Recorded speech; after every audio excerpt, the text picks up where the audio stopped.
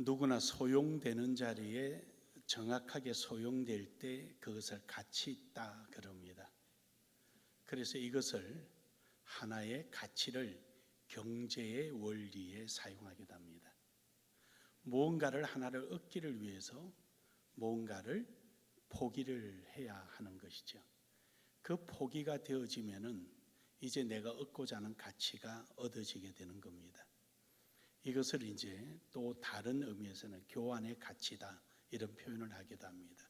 이를테면은 여러분들이 쌀이라는 곡식을 먹기 위해서는 여러분이 농사를 지으면은 노동을 포기해야 되는 것이죠. 여러분의 그 노동을 버려야만이 거기서 쌀이 나오는 것입니다.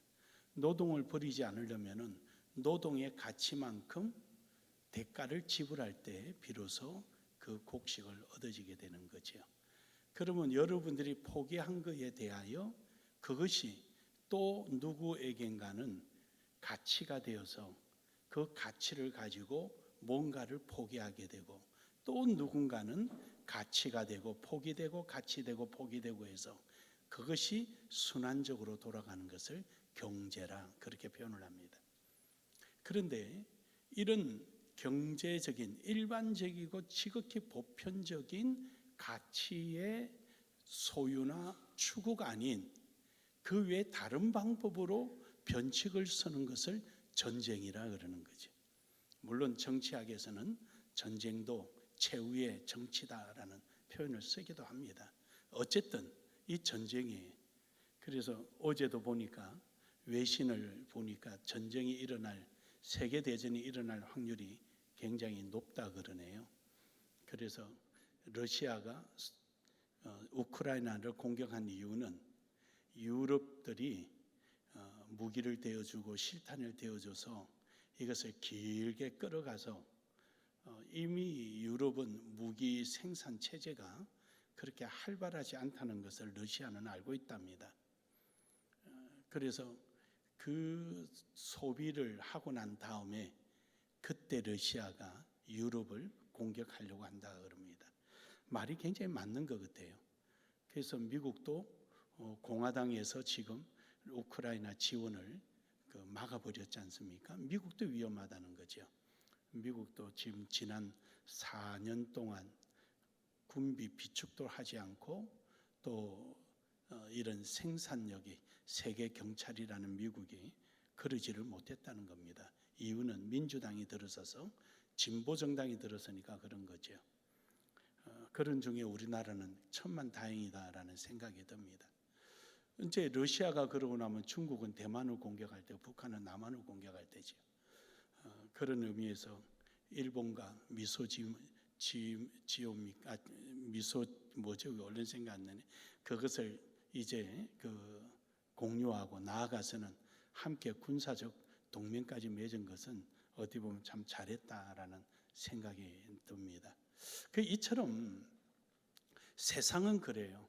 어떤 자기의 희생 없이 어떤 목적을 이루기 위해서 상대에게 교환의 가치보다는 일방적 가치를 획득하려고 하는 것이 바로 세상 사람들이 가지는 모습입니다. 기독교인들한테도 있죠. 기도 안 하고 응답받으려는 거. 그게 양심불량이에요. 그게. 기도하지 않고 응답받으려는 거. 기도라는 어떤 나의 하나님에 대한 하나님께 내 신앙의 그 표현을 하고 하나님으로부터 주어지는 응답을 받아야지. 그렇다고 응답이 대가라는 것은 아닙니다. 최소한에 그렇게 해야지. 우리는 한 것도 없이 무조건 다 달라고 한다면은 그것은 큰 문제가 있고 또 양심불량처럼 신앙의 양심불량 같은 거죠. 자기는 한 것도 없이 하나님 왜 내게 이 어려움을 주십니까? 왜 내가 이래야 됩니까? 지옥 안 간 것만해도 다행인 줄 생각해야지 뭘 깊은 그 얘기를 해요. 그래서 우리는 하나님의 일꾼은 하나님의 일꾼다워야 한다.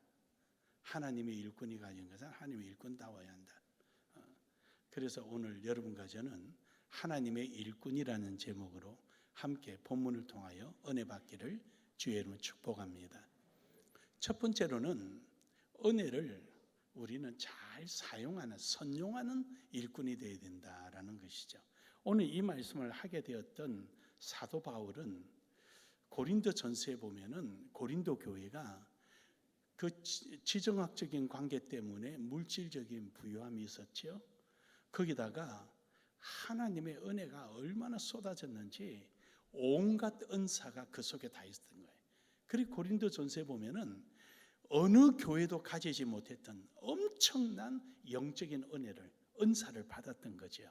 근데 문제는 이 은사를 가지고 하나님의 일꾼으로서의 가치 있는 일을 해야 되는데 도리어 이들은 누구 은사가 크냐, 좋으냐, 나쁘냐 경쟁하고, 또 은사 가진 자와 가지지 못한 자에 간에 갈라치기를 해서 가진 자가 못 가진 자를 어이구 저는 뭐 하나님의 은혜도 못 받은 사람, 이런 식으로 해서 자기네끼리 똘똘 뭉쳐버리고, 그리고는 그마저도 자기네끼리 싸우고 고소고발이 일어나고 아주 그냥 도무지 은혜 받은 자라고는 표현할 수 없을 정도로 험악하고 비천한 상태로 놓인 거죠. 그래서 이렇게 놓인 이들에게 이제는 급기야 사도 바울을 사도가 아니라라고 부인하는 사태까지 갔습니다. 그래서 사도 바울은 1차 편지인 고린도 전서에서 야단을 치고 이제 그들이 좀 변화된 모습을 보이기 위해 고린도 후서를 기록해서 보내게 되지요. 거기서 오늘 여기에 하나님의 일꾼론을 본문에서 기록했습니다. 그래서 여기서 하나님의 일꾼론에서 너희가 은혜를 헛되이 여기지 말라, 헛되이 받지 말라, 이 헛되이라는 말을 이들에게 지금 하는 이유가 앞서 말씀드린 대로 받은 바 각양의 은사를 마음대로 자기네들이 무슨 권력인 것처럼 사용하고 하나님의 영광이 아니라 자기 자랑처럼 사용하고 은사를 받지 못한 사람 무시해버리는 이러한 이들에게 헛되이 받지 마라. 그래서 이 헛되이란 말은 발전적 의미로서 세 가지의 의미가 있습니다. 그 중에 하나가 공허한, 다시 말해서 칼을 치고 칼을 가지고 칼싸움을 하는데 허공에 치고 있는 거예요. 이 공허함이죠. 공허함.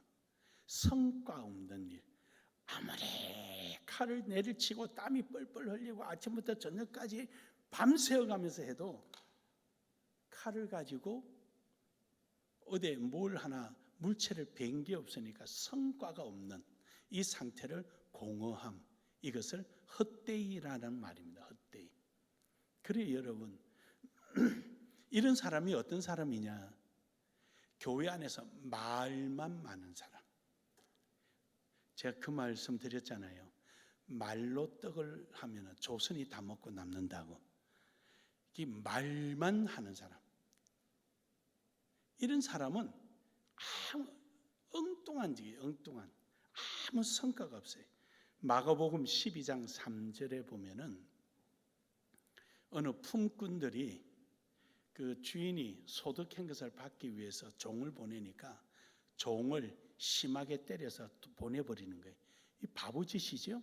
뒤에는 어떻게 주인이 와서 가만두지 않죠. 너 내 농사 짓는 거 너 짓지 마, 저리 나가. 주인이 올 거 아니에요.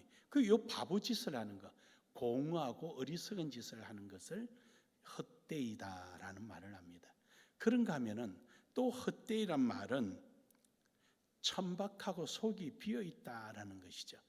평소에 아주 막 입이 걸고 배우지 못하고 글씨도 못하고 모르고 혼자서 마음대로 안하무인격으로 살아온 사람이 욕을 하면은 저 원래 그래 이러는데, 배울 만큼 배우고 의식 있는 사람처럼 아주 뭐 내꺼다 메고 뭐 힘주고 막 아는 척 이러는 사람이 입에서 욕을 쏟아내면은 천박한 거죠. 저거 깡통이네, 저 빈 깡통이네 그러는 거예요. 그래서 이 말은 또 다른 말로 천박하다, 빈수레다 이런 뜻이. 저기서 혼자서 그냥 큰 리아가를 아주 힘주고 끌고 오는데 뭐가 많이 들은 줄 알고 가보니까 아무것도 없는 거예요. 이런 사람은 교회 안에서 어떤 사람이냐?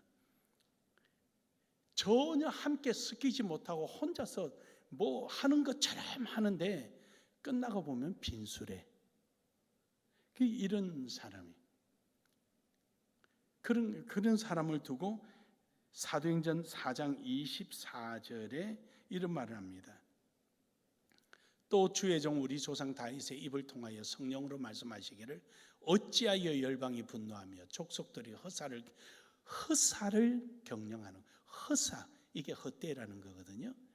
지금 무슨 말이냐면은 이스라엘 백성들이 야 우리는 하나님의 사람이요, 우리는 선민이요, 율법이 있는 자요, 야 율법도 없는 이 이방인들아 너희하고는 상대도 안 해. 그리고 큰 소리는 치고 하나님은 엄청 많이 팔면서 내용을 봤더니 빈수레라.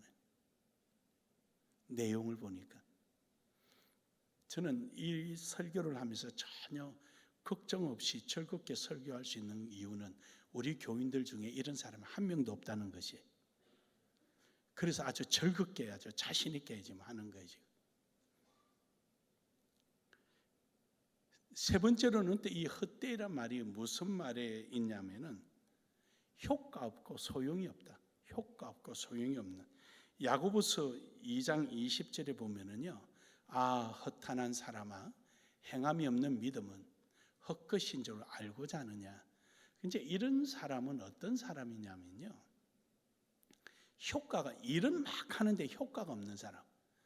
그러니까 땅을 파야 되는데 바늘이 옷을 기워서 옷을 파니까 비싸게 받았어요.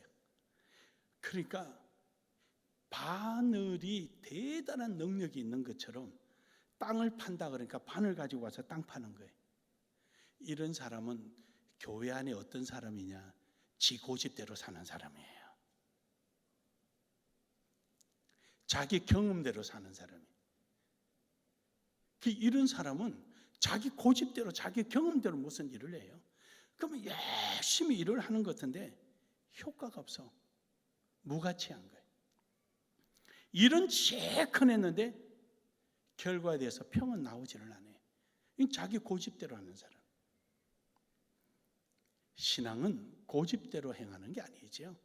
하나님의 은혜를 가지고 적재적소에 바르게 사용하는 거지요.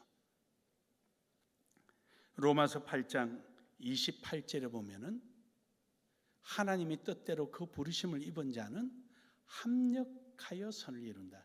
그러니까 우리가 하나님의 뜻 안에서 내게 주신 은혜를 선용할 때 하나님의 역사가 함께하는 것입니다. 믿으십니까? 그래서 오늘 본문 말씀 1절에서도 보면은 1절에 있는 말씀처럼 우리가 하나님과 함께 일하는 자로서 저기서 합력하여 선을 이루는 것이 하나님의 뜻에 맞게끔 하나님의 은혜를 선용할 때 그게 하나님 함께 하시는 거예요. 그 하나님의 은혜가 뭐 은사가 되었던 권력이 되었던 자기 힘이 되었던 기술이 되었던 자기 경험이 되었던 물질이 되었던 뭐가 됐든 아무 상관없어요. 그걸 하나님의 뜻에 맞게끔 사용할 때 하나님은 거기에 함께 일하시는 거예요. 어린아이의 보리떡 5개가 함께 하니까 5,000명이 먹고 남았잖아요. 사르밧 가부의 기름병이 함께 하니까 기름이 끊어지지 않고 가루통에 가루가 끝나지 않도록 있는 거지. 삼손이 머리가 잘려 있었지만 마지막으로 하나님 뜻대로 하려고 하니까 평생에 죽인 사람들보다도 더 많은 사람을 죽이는 원수를 갚는 사건이 일어나는 거죠. 그러니까 우리에게 있는 것, 내가 할 수 있는 것, 하나님부터 받은 바 은혜를 자기 거라고 생각하거나 하지 말고 이것도 하나님 거라고 생각한다면 그렇게 하는 거예요. 최선을 다해서 하나님 앞에 영광을 돌리고 또 돌리고 또 돌리고. 목사님들 강의를 이제 그 기초반 강의를 나도 깨가 나서 이제 못하겠어요 자꾸만. 그래서 이제 안 하려고 했더니 또 와서 좀 열어달라고 하도 부탁해서 기도 좀 해보고요. 뭐 기도는 하기는 하나요. 그래서 내 마음에 안 하려고 작정을 해버렸는데, 근데 가만히 책을 읽다 보니까 지금도 책 제가 70% 80%는 외워요. 신학 서적을 읽으면 그냥 다 외워버려요. 그래서 교환 없이 다 외워서 지금까지 20년 동안 지금 강의하잖아요. 하고 나면 또 다 기억해요. 또 근데 언뜻 이 생각이 나는 거예요. 너 이제부터 책 보는 거 내가 기억나지 않게 하면 어떡할래? 라는 마음이 얼른 나는 거예요. 그래서 바로 전화했어요. 오케이, 모이면 내가 강의할게. 그래 강의하기도 시작하기로 했어요. 나는 설교를 하면서 나도 좀 편하고 싶은 거죠. 그분들 강의료를 내는데 낸 안 낸 확인도 안 해요. 100만 원씩 내는데 냈는지 안 냈는지 확인도 안 해요. 또 강의로 들어오면 또 그 중에서 어려운 목사님들 또 뒤로 또 줘야죠. 또 내가 그래도 형편이 나은데 그러다 보니까 뭐 확인도 안 해요. 뭐 통장에 들어왔나 안 들어왔나 모르겠고. 그래서 사람이 자칫 잘못하면은 하나님의 은혜를 잃어버리게 될 가능성이 있는 거예요. 근데 어디서 잃어버린 나를 모르는 거예요. 어디서 잃어버렸나? 제가 우리 홍재동 목사님, 우리 교인데 오래된 분은 아시죠? 엊그제 오셨죠. 머리 하얀 목사님, 키 크고. 제가 불러가지고 노회장은 이제 뭐 노회장도 못하고 있어서 잡아서 노회장 제가 한번 시키고 노회장 했으니 이제는 두 가지 중에 하나 택하라. 정치를 할래? 목회를 할래? 둘 중에 하나 택하라. 목회하고 싶대. 그럼 지금부터 노예 모든 정치 손 끊어라. 목회하러 가라. 당신한테 마지막 기회다. 명심해라. 그리고 처음에는 서운해하더니 지금은 주일 하루 빼고는 전부 다 부흥에 나가 있는 거예요. 목사님 왜 이렇게 많이 연락이 오는지 모르겠어요. 하나님이 시킨 대로 하니까 하고, 그 다음에 또 하나 미션 준다. 누가 집을 팔아서 바치거든. 꼭 나한테 40%는 가져와라. 60% 가져가고 40%는 그 필리핀 성경금으로 꼭 내놔라. 아니 거기가 부자인데 그런 소리 하지 말고 분명히 올 거니까 나한테 바쳐라. 안 바치는 순간 내가 하나 빌려버릴 테니까. 엊그저께 연락이 온 거예요. 어느 교회라면 여러분 다 알아요. 내가 말은 못하겠고 수천억이 넘는 교회가 지금 상담이 들어왔다 그래서 나한테 보내. 내가 상담해 줄게. 그래가 한바탕 웃고 말았는데 어떻게 해서 그 교회를 잘 살려라. 이제 제가 그 길을 가르쳐 줬습니다. 이제 그냥 그는 뭐 우리 둘이 여담으로 한 건데, 그래 여러분, 자기가 그게 맞는 일을 할 때 하나님이 가장 가치 있게 생각하는 거예요. 이 사람은 이래, 저 사람은 저 이래, 공무원은 공무원대로, 정치는 정치대로, 의사는 의사대로, 교사는 교사대로, 자기 범위를 넘지 말라는 거예요. 목회자는 목회자대로. 그런 거 자기 자리에서 있으라는 거예요. 여러분에게 은퇴 목사님들 퇴직금 빼먹는 아주 못된 장로가 있다고 제가 이야기했잖아요.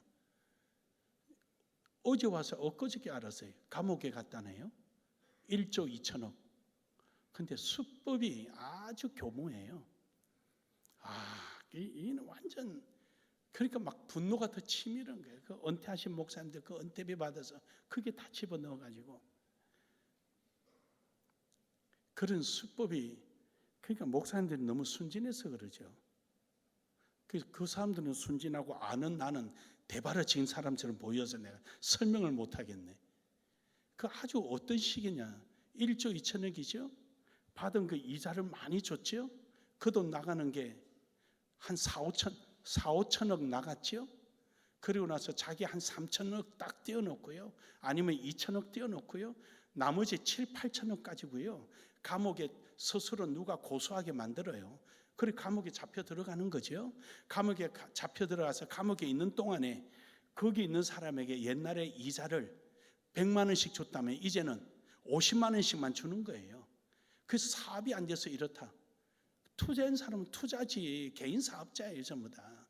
그러니까 조금씩 주는 거예요. 그러면 재판장한테, 재판장님 지금도 제가 갚고 있습니다. 갚고 있으니까 피해본 사람들이 전부 다 도장을 찍어가지고요, 이 사람 빼내 주십시오, 이 사람은 사기친 게 아닙니다, 타는서 올리는 거예요. 10만 장 만들어서 올리는 거예요. 그러면서 지금 남은 이 돈을 몇천억 있으니까 이거 다 나눠드리겠습니다. 진천에 있는 공장도 나눠주고 뭐도 다 하겠습니다. 그럼 한 2년 정도 살고 나오겠죠? 정산 참작해서. 그러면 2, 3천억 자기 돈 됐잖아요. 왜 그런 걸 모를까? 왜 어느 세상인데 그렇게 이자를 5,600만 원 넣으면 한 달에 4,500씩 주는 데가 어디 있는 거예요 그게? 아니 그런 사업 나 좀 가르쳐 주지, 내가 부자 되게. 저 대기업은 다 까막눈인가 그게? 그렇게 어리석어. 왜 그러냐? 내 욕심만 보니까. 노력하지 않고 오는 거. 한번 따라합시다. 세상의 공짜는 예수밖에 없다. 절대 속지 마십시오. 여러분 절대 속지 마십시오. 내가 여러분에게 밥 한번 사줬다? 요 앞전에 삼계탕 드렸죠? 그 공짜인 줄 알아요? 다음에 2마리 가져오라고 준 거예요. 그걸 그래 몰라서 그러지 지금. 절대 속지 마세요. 절대. 아니, 우리 교인이니까 주지. 이유가 있어서 주는 거예요. 그 아무도 아닌데 무슨 놈은 그렇게 5,200만 원, 그것도요 한 사람당 5,200만 원, 한 사람이 두 구자는 절대 안 돼. 그러면은 돈이 있는데 어떻게 하면 되냐? 아들 이름으로 하면 되지. 그게 사기꾼이에요 그게. 우리 신앙이 올바로 바르게, 이사야서에 있는 말씀처럼 이스라엘 백성들이 자기네들은 유대인의 백성이요 하나님 백성이요, 결국 보면 알맹이도 없고 아무것도 없는 거예요. 오늘도 여러분 하나님 앞에 받은 것 우리가 하나님의 영광을 위해서 사용하기를 주의 이름으로 축복합니다. 야고보서 2장 22절에 보면은 믿음은 행함과 함께 일어난다. 무슨 말입니까? 믿음은 행함과 함께 한다는 것은 분명한 교환이 있어야 된다라는. 하나님께서 우리에게 구원을 주신 것도 교환이 있었지요. 예수님이 십자가에 못 박혀 죽으심을 우리에게 얻어진 거죠. 이제 우리가 하나님 앞에 필요로, 개별적으로 필요한 것은 필요한 만큼 하나님 앞에 우리 신앙을 드려야 하는 것이죠. 그럴 때 그 신앙을 보고 하나님 응답하시는 거죠. 십자가의 구원이 보편적인 거라면은 이제 여러분들의 기도나 여러분의 행위는 개별적인 거예요. 그 개별적인 것은 여러분에게 필요한 것을 하나님이 응답해 주시는 거거든요. 그러므로 여러분 행함과 함께 믿음이 완성되기를 주의 이름으로 축복합니다. 두 번째로는 직분에 충실하자. 하나님이 주신 것을 가지고 이제 직분에 충실해야 한다. 오늘 여기 본문 말씀에 이르죠. 2절에 보면 이럽니다. 이르되 내가 은혜 베풀 때에 너희에게 듣고 구원의 날에 도왔다 하였으니. 그러니까 은혜 베풀 때, 구원할 때 그때에 맞게끔 그때에 깨어있는 자가 되어야 된다는 사실이에요. 그게 적합해야지 아무에게나 이루어지지 않는다는 겁니다. 이것은 무슨 말이냐면요, 이사야 42장에 있는 내용인데, 이스라엘 백성들이 바벨론에 70년 동안 포로 생활했잖아요. 70년 동안 포로 생활하면서 그들이 70년 동안 나는 자나깨나 필리핀이에요 지금이. 바벨론화된 거예요. 바벨론에 직장이 있죠, 집이 있죠, 거기서 결혼해서 살았지요. 그게 완전히 바벨론화된 거죠. 그래서 바벨론화돼서 바벨론인처럼 살아가는 사람이 있는가 하면은, 어떤 사람은 자기 직분을 잃지 않는 거예요. 자기의 정체성을 잃지 않아요. 나는 이스라엘이야. 나는 예루살렘 고토로 돌아가야 돼. 70년 후에 하나님이 돌아오게 하셨으니 내가 돌아갈 거야 라고 자기의 그 정체성을 가지고, 자기가 현재 거기 있지만 주변에 우리는 돌아갈 거다, 그리고 옆에 있는 사람들을 격려하고 힘을 주고 돌아갈 때를 기다리고 있는 그 상태가 바로 오늘 6장 2절의 내용입니다. 이게 이제 이사야 42장 내용을 인용해서 온 내용이거든요. 결국 그런 사람들을 통하여서 예루살렘이 회복됐잖아요. 이처럼 우리는 우리 신분에 충실해야 된다. 내가 누군가 잊어버려서는 안 되는 거예요. 절대 잊어버려서는 안 돼요. 우리 요번에 필리핀 갔던 우리 고향 후배가 그저께 왔어요. 여기 우리 하래식 하는데 이제 왔다가 떡국 한 그릇 먹고 나랑 이야기하는데 거기 있는 오신 우리 노예분들한테 설명을 하는 거예요. 자기가 꼭 우리 교인처럼 뭘 봤다고 그냥 아주 얼마나 크게 이야기하는지. 결론은 이거예요. 보라색 박스, 청색 박스, 빨간색 박스 리스트 가지고 교인들이 막 움직이는데 피곤한 기세가 하나도 없이 무슨 공산 집단 같아요. 어찌 그렇게 일을 잘하는지. 우리는 대여섯 명 비행기 타고 가려도 신경 쓰는데 60 몇 명을 여권을 쥐고 혼자서 가서 그냥 여기서 뛰어다니면서 비행기 티켓 다 끊고 모든 거 하는 거 보고는 여행사 하는 사람인 줄 알았대. 우리 권사님 보고 여행사 하는 사람인 줄 알았대. 윤인의 권사님 보고 그 나눔의 교회 여행사다 그랬어요. 그리고 다른 교회 한번 같이 선교 여행을 가면은 이틀은 선교지에 가서 짠짠짠 막 율동하고 막 이렇게 하고 선물 주고 그 다음부터 놀러 다닌대요. 그 나눔의 교회는 그러면 교인들이 너무 힘들지 않냐 그러길래 이 사람은 이제 동생이니까 이 사람은 선교 가는데 선교 가야지 뭐 놀러 가냐 그게. 그래도 임도 보고 뽕도 따야죠. 그거는 딴 사람의 얘기고 우리 교회는 안 그래. 우리는 올고라서 임이면 임, 뽕이면 뽕 둘 중에 하나야 우리는. 그랬더니 아무 그 말 끝에 공산 집단 보는 것다 그래. 근데 저는 그게 정상이에요. 그게 자기 일에 충실하니까 그 많은 일꾼들이 거기에 들어가도 한치 오차 없이 정리하는 거죠. 그 일을 만들어가는 거잖아요. 사랑하는 여러분, 우리에게 맡겨진 직분에 충실하는 여러분 되기를 주의 이름으로 축복합니다. 역대상 16장 29절에 보면은요, 자기 직무에 충실한 사람의 기본적인 자세가 하나 있는데 그는 예배입니다. 여호와의 이름을 합당한 영광을 그에게 돌릴지어다. 제물을 들고 그 앞에 들어갈지어다. 아름답고 거룩한 것으로 여호와 앞에 경배할지어다. 가장 중요한 게 예배예요. 그 자기에게 주어진 직분에 충실한 사람의 기본 베이스, 그걸 보면 알아요. 예배에 얼마만큼 충실하냐. 이명박 대통령이 집사 시절에 맨날 장로 투표만 하면 떨어지더랍니다. 그래서 장로 된 분한테 쫓아가서 물었대. 나 장로 되고 싶은데 어떻게 하면 되는 거예요? 두 가지만 해라. 하나는 예배 절대 빠지지 말 것. 저녁 예배까지 나올 것. 두 번째, 주차장에 가서 주차해라. 그래서 2년을 주차를 했답니다. 그러니까 얼굴이 알려지고 그 다음에 저녁 예배까지 참석했더니 그때서 장로 되더랍니다. 그래요. 예배가 근본이에요. 이 예배를 하지 않으면 안 되는 거예요.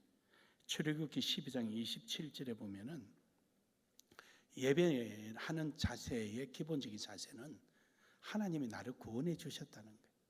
내가 경배하는 대상이 나를 구원해 주신 분이다. 그 이스라엘 백성들이 출애굽하게 된 것은 하나님께서 유월절을 통해서 이스라엘 백성들의 집은 넘어가서 6월 넘어가고 피를 바르지 않는 것은 다 죽여버렸잖아요. 그래서 그들이 구원받아서 출애굽하게 된 거 아닙니까? 그래서 하나님이 나를 구원해 주신 은혜다. 출애굽기 4장 31절에 보면은 우리를 돌아보고 계신다. 하나님께서 우리가 어느 곳에 있든지 뭘 하든지 나를 지키셔서 오늘도 하나님 앞에 이 모습 이대로 예배할 수 있게 함을 감사하는 것이 바로 예배인 것입니다. 믿으십니까? 그게 예배예요. 그래서 예배는 모든 직분의 헌신에 있어서 근본이, 이거는 논할 자격이 없는 거예요. 논할 부분이 아니에요. 그래서 이 예배의 모습이 교회 안에만 있는 것이 아니라 이러한 자세로 밖에서 어느 곳에 어느 자리에 있든지 동일해야 된다. 그게 로마서 12장 1절에 보면은 너희가 영적 예배니라. 너희가 산 제물로 드리고 이것이 너희가 영적 예배다. 그래서 우리는 어느 곳을 가든지 하나님께서 나를 구원해 주시고 오늘도 나를 지키시고, 그러기에 찬양받기 마땅한 하나님 앞에 내가 경배하고 정해진 시간에 와서 하나님을 높이고 찬양하고 하는 거죠. 그러므로 여러분, 이런 예배하는 사람들, 이런 예배로부터 시작되는 것이 바로 직분에 충실하기 시작하는 겁니다. 디모데전서 1장 12절에 보면은 하나님께서 우리를 충성되이 여겨 직분 맡기는 거예요. 그런 기본이 되어 있으니까 직분 주는 거예요. 직분은 상급이 아니에요. 하나님이 일이라고 주는 거죠. 그러니까 일하는 사람은 직분과 관계없이 동일한 거예요. 똑같이 일하는 거예요. 누가복음 16장 10절에서 11절에 보면은요, 크든지 작든지 똑같아요. 여러분 다윗 보세요. 다윗은요, 자기 집에서 11번째 아들이에요. 사울의 군대가 징집을 했는데 다윗은 그 틈에도 못 들어가는 어린아이예요. 근데 다윗은 그가 하는 일은 짐승 치는 거예요, 짐승. 근데 그에게 맡겨진 그 일을 그는 충실했죠. 곰이 양새끼를 움켜잡으면 가서 입을 벌려서라도 양새끼를 구해오고, 물맷돌 가지고 항상 맹수가 나타나면 던져서 쫓아내고, 근데 어느 날 자기 아버지 심부름으로, 이세 심부름으로 전쟁터 갔습니다. 아들이 잘 있나 못 있나, 다윗의 형들이 징집됐는데 잘 있나 못 있나 보러 갔습니다.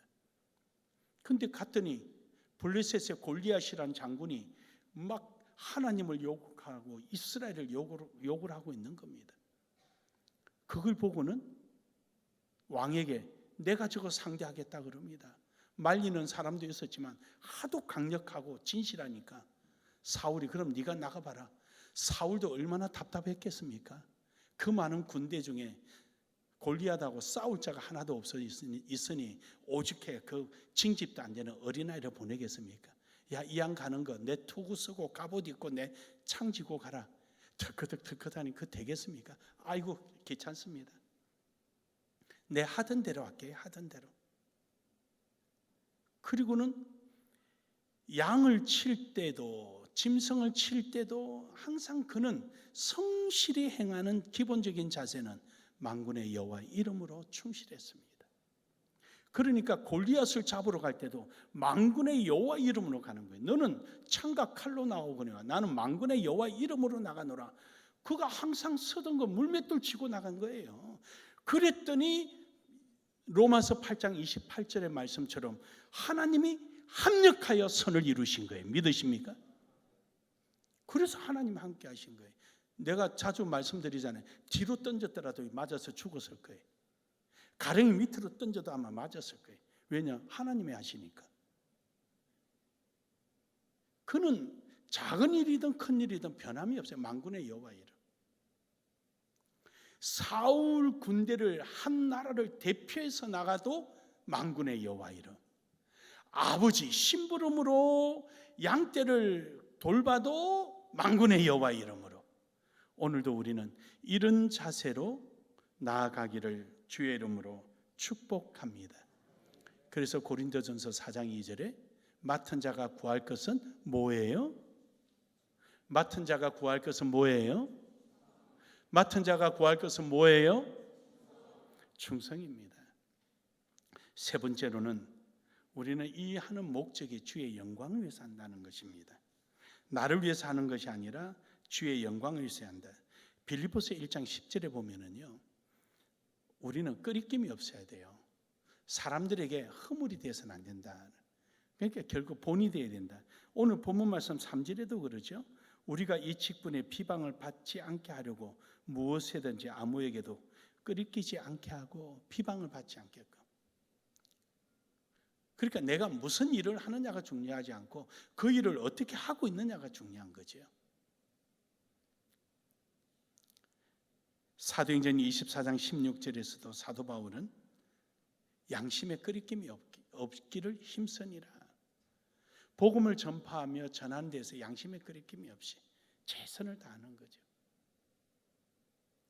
그 내가 할 수 있는 게 뭐냐? 무엇을 위해서 해야 되느냐? 어떻게 할 거냐? 어느 자리에 있느냐가 중요하지 않습니다. 뭘 어떻게 할 거냐?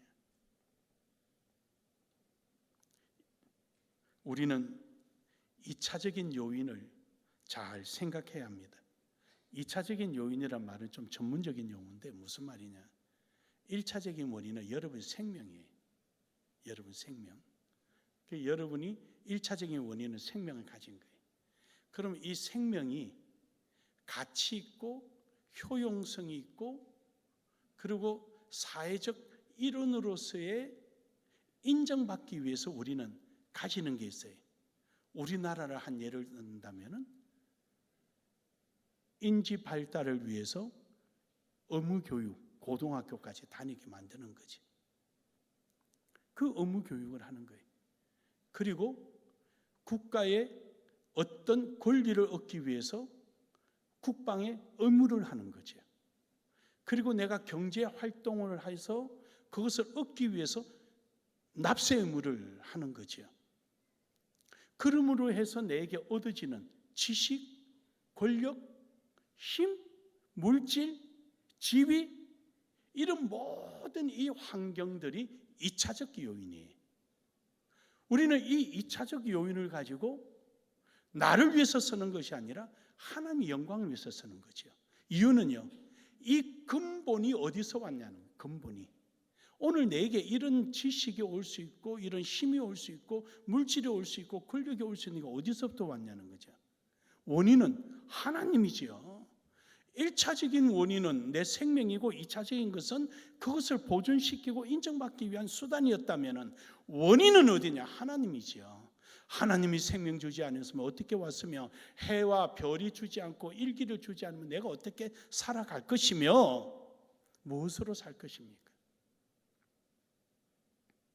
그래서 우리는 이것을 2차적 요인을 하나님의 영광 위해서 사용하는 거예요.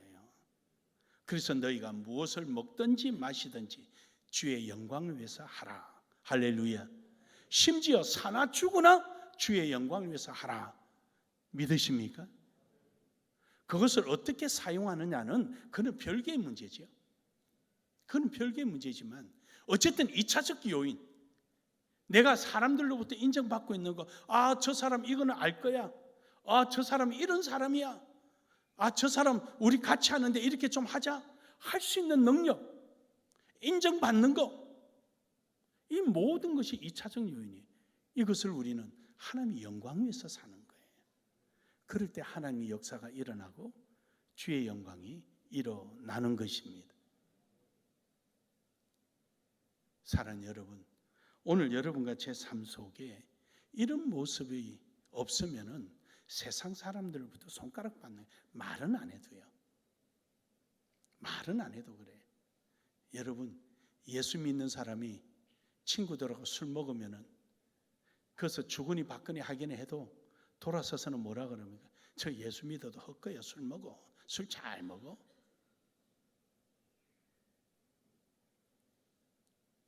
또 뿐만 아니라 우리는 서로 약한 사람의 힘이 되어줘야 되는 거죠. 갈라디아서 2장 20절에 보면은요, 갈라디아서 6장 2절에 보면은요, 너희가 짐을 서로 같이 지라. 같이. 그러니까 저 사람이 약하면은 그 짐을 지어줘서 그리스도의 법을 성취하라. 아, 이거 비켜 내가 할게 내가. 이렇게 무시하면 안 되는 거예요. 뭐 도와줄 거 없냐고. 어떻게 도와드릴까? 뭐 해드릴까? 짐을 같이 지는 거예요. 그래서 그리스도 법을 성취하라. 저게 무슨 말이냐면요, 그리스도 법이라는 것은 우린 지체라는 거죠. 그리스도의 지체예요. 어떤 사람 팔이 있고, 어떤 사람 다리가 있고, 어떤 사람 귀가 있고, 눈이 있는 거죠. 우리는 이것이 모여서 그리스도의 지체가 된 거죠. 저기 있는 것을 뭘 하나 집으로 가야 되겠다. 다리가 팔이 할 수 없는 짐을 지는 거죠. 그러니까 다리가 걸어가 주는 거예요. 그러면 팔이 짚도록 도와주면 그리스도 법이 성취된 거죠. 발이, 야, 내가 수고했으니까 내가 그거 집을게. 그리고 이 볼펜을 발로 툭툭 차서 저 갖다 놓으면은 그 누가 좋아하겠어요? 그래서 말썽 생기는 게, 교회 안에서 일을 할 때 내가 이렇게 자신 있게 말하는 것은 우리 교회는 안 그렇기 때문에 한다는 거죠. 웃는 사람은 옛날 전까지 지금은 아니고요. 그러니까 그렇게 하는 거예요. 그리스도 법을 만든다는 것은 약한 사람의 힘이 되어주고 그 사람의 부족한 부분을 함께 가는 거죠. 로마서 15장 1절에서 2절에서도 보면은 그런 말씀하셔요. 강한 자가 마땅히 연약한 자의 약점을 담당하고 자기가 기쁘게 하지 아니할 것이라. 이제 좀 죄송해요. 어제 왔던 우리 교회 방문했던 이 친구 목사님인데, 같이 신앙생활했던 친구 목사님인데, 교회 중직들 한 40명 모시고 와서 우리 교회에 좀 투어도 하고 우리 장로님도 만나보고 뭐 이러고 갔는데, 그 친구랑 저랑 비슷해요. 우린 개척할 때 둘 다 얼마나 찢어지게 가난했는지. 그 옛날 어른이 그러잖아요. 엄청 가난한 사람을 좀 표현이 그러잖아요. 똥구멍이 찢어지도록 가난하다고. 그게 무슨 말인가 아셔요? 먹은 게 없으니까 나오는 게 없다, 그 말이에요. 정말 둘이 고생 엄청 했거든요. 근데 둘이가 비슷해요. 저는 계룡시에 계신 목사님들 해마다 식사 대접 한 번씩 했어요.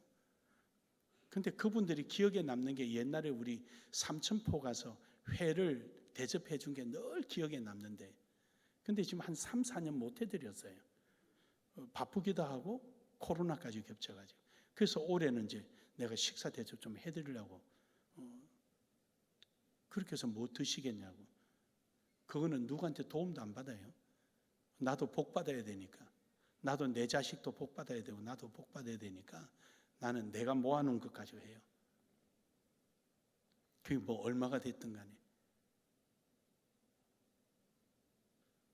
그래서 같이 사모님 모시고 와서 그럼 한 40명 모이겠네요. 그래서 식사 한번 하자. 내가 대접할게. 10만 원짜리 됐든 5만 원짜리 됐든 뭐가 됐든.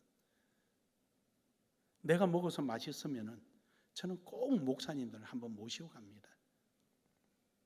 은퇴하신 우리 성 목사님 모시고 가든 아니면 주변에 있는 어려운 목사님 모시고 가든 꼭 갑니다. 이 말이 무슨 말이냐? 어디 가서 맛있는 거 먹고 입 닦지 말고 나대로 가라, 그 말이에요. 우리 교인들은 꼭 부가 설명을 해야 알아듣더라고. 그 정도 되면 아멘하고 예 그래야지 이렇게 해야 되는데 그걸 안 하는 것 같아. 그래 여러분, 우리가 함께 약한 사람을 돕고 함께 힘이 되어주고 덕을 쌓고 함께 이끌어가는 겁니다. 사랑하는 여러분, 오늘 우리 나눔의 교회는 그런 교회가 되기를 주의 이름으로 축복합니다.